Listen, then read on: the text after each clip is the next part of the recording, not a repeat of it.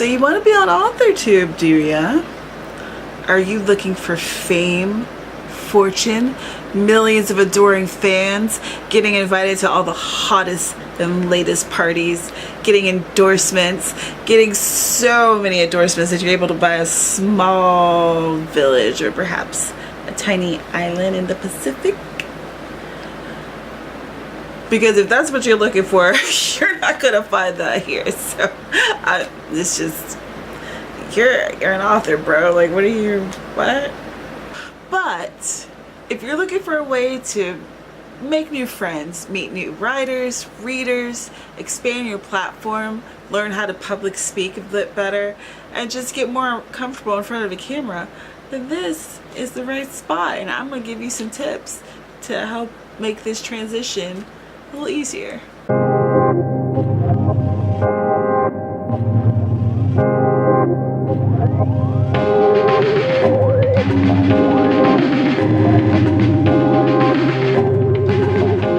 Hi, my name is Tamara, and I have kind of a hybrid AuthorTube, BookTube channel. During one of my most recent write-in live streams, someone asked me to make a video about how to create an AuthorTube channel, and this is what you get. I'm going to give you my advice, and then I'm also going to give you some advice from some other AuthorTubers. A few of them have just started their channels, and others have been at it for as long as I have. So let's get into it. Let's start with equipment. You literally do not have to start with an expensive camera.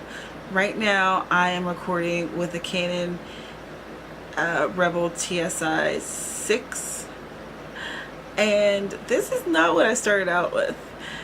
And unless you are planning on doing this for an extended period of time, or maybe you're going to be using this camera for other things, I wouldn't immediately go out and get an expensive camera, especially if you're not sure if you'll even like doing this. I think that could be a potential waste of money. Instead, get you your cell phone. I love that. Cute. Get your cell phone. Cell phones have incredible video images. You can also record audio on cell phones. Do that.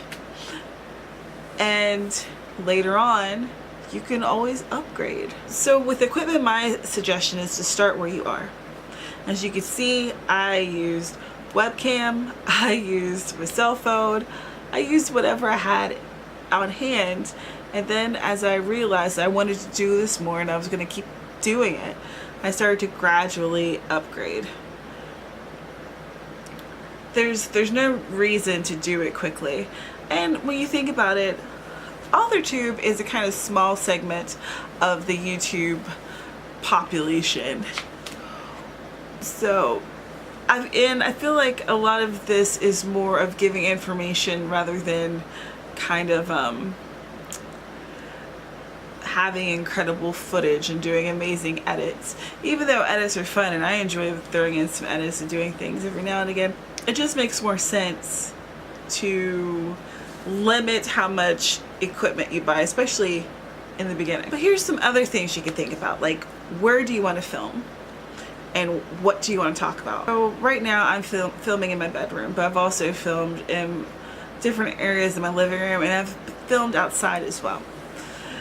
And generally speaking, I just film wherever feels good to me at the moment. But there's some people who film at the same place all the time, whether it's in front of bookshelves or in front of their workspace, or even always on their bed. And that's a choice that you can make. If you would prefer to only record in a certain place, or if you only have, maybe you have a walk-in closet that you can decorate the inside of, that you can use that to record, and it has the added bonus of being kind of quiet, do it. Do whatever works for you.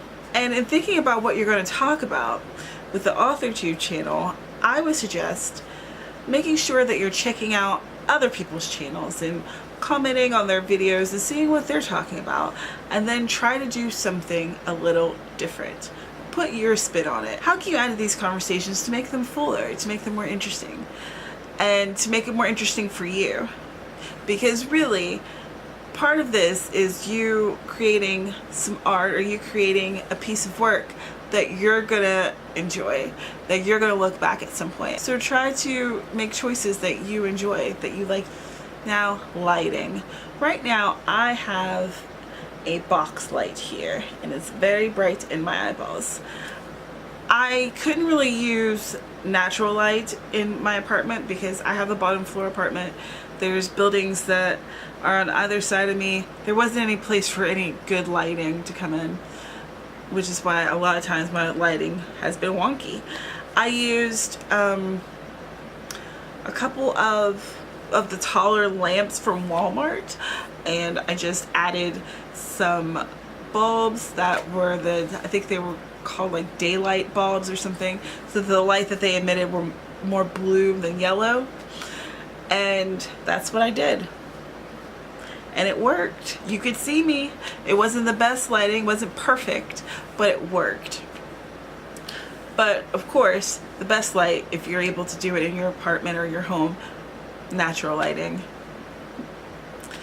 And with sound, as I mentioned earlier, you can record audio on your cell phone. You can also record using a lapel mic, which has the little clippy that attaches to your shirt. There are a number of different kinds of microphones. I right now am just using the microphone inside of my camera, but my plan is to upgrade and to get a Rode mic. I just haven't gotten that yet because I'm gradually upgrading. You're getting it.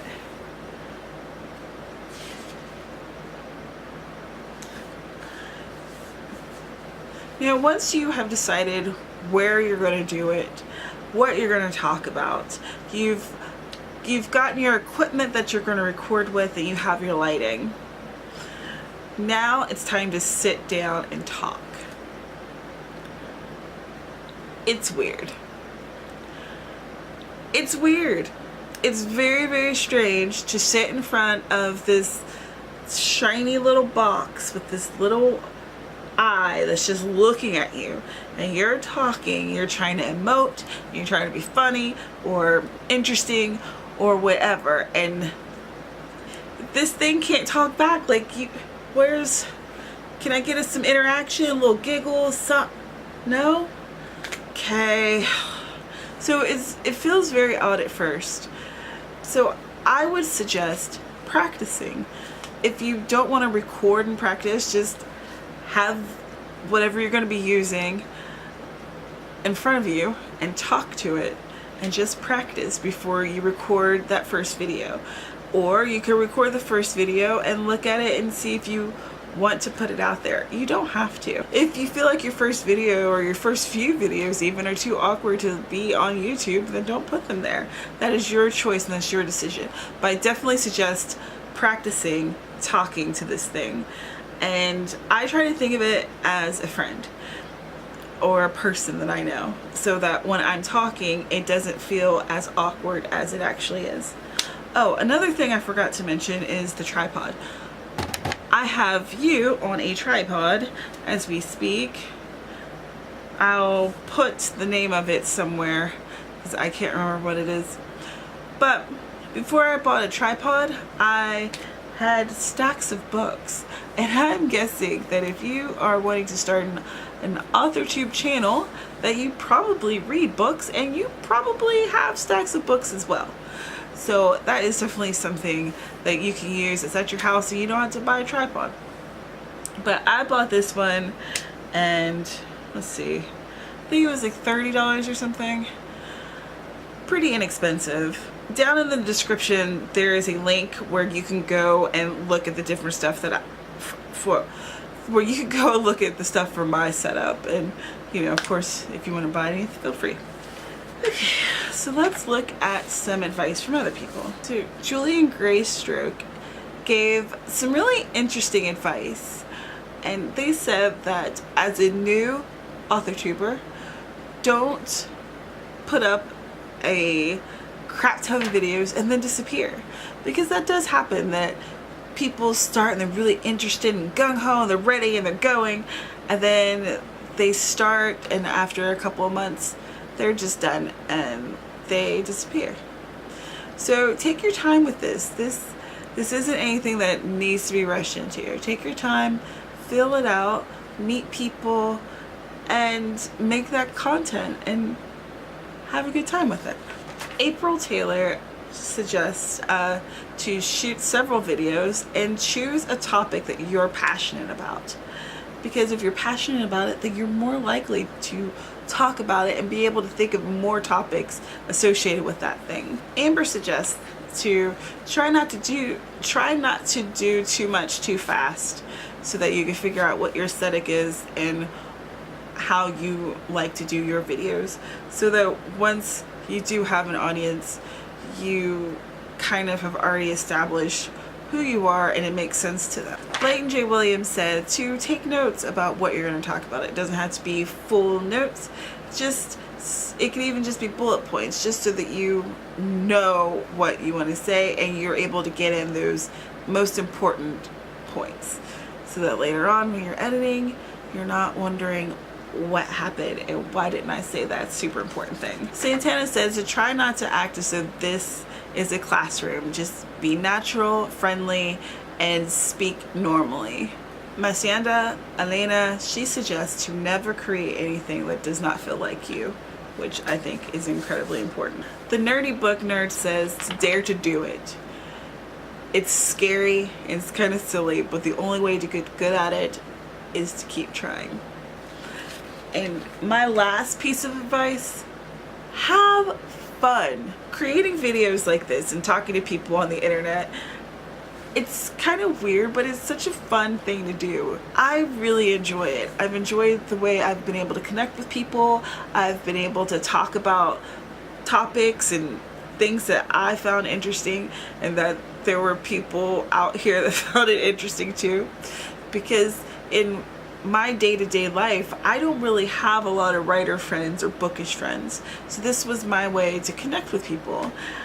So anyway, I hope this was helpful. I hope that you learned a couple things. Let me know down in the comments if you have any suggestions for anyone who's just starting their AuthorTube channel. Once again, my name is Tamara. Subscribe, click on the notification bell so you'll know when I'm doing stuff like my write-ins, which the next one's going to be this Thursday, so hopefully you'll be able to attend, and anything else. Also, there is a link to my newsletter, and also down there in that description, there's all kinds of links, my social media links, the links to my newsletter, where I'm going to be starting a not so cozy mystery. And I think that you'll really enjoy that, so you should hit up that link. And I will see you in the next one. Bye.